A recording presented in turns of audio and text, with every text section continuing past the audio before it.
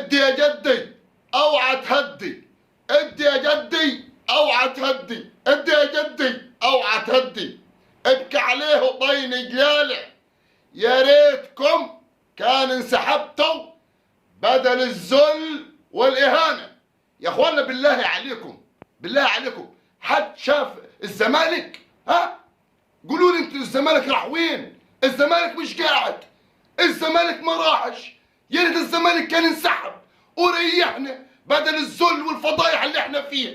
كل ما نقابلوا الاهلي يدكونا وياخدونا والله بس على الكراسي ويقعدوا ضرب فينا في البواني، وفي الاخر احنا اللي نطلع عيال. ها؟ يا ريتني ما كان قلت لسمير حنلبس التيشيرت. كان عندي ثقة فيكم يما تعنوق، يما تعنوق. ثلاثة مع الرأفة. الأهلي قلب كرامتكم. ده انتوا المفروض النهارده كان فزتوا وعلى الأقل فرحتونا ونستونا صفقة إمام عاشور.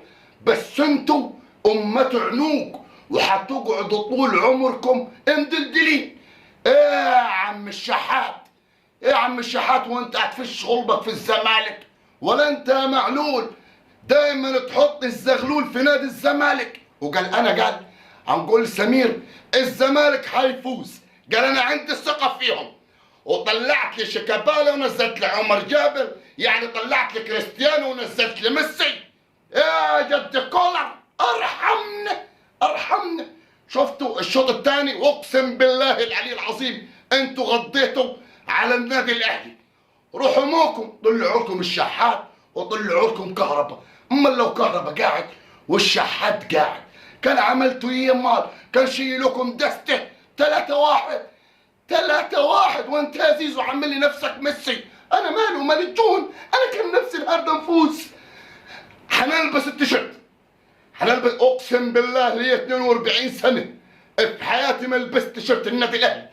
انا النهارده انا مش مصدق اللي حصل فينا ده. وفي الاخر يطلع مرتضى منصور يقول لك ايه؟ عشان انا عزلوني وعايزين يدمروا نادي الزمالك. انت اللي بوظت نادي الزمالك، انت اللي بوظت نادي الزمالك.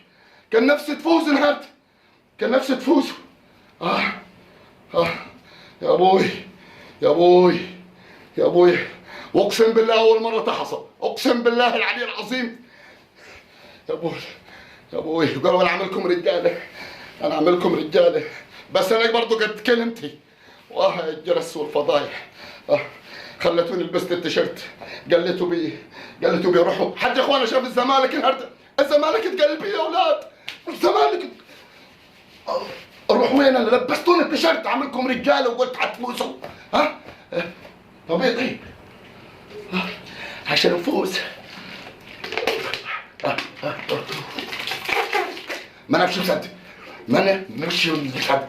لبسنا التيشيرت يا مات عنوق يا مدلدلين. عمر ما حتكونوا رجال. الاهلي رحمكم في الشوط الثاني، الاهلي رحمكم.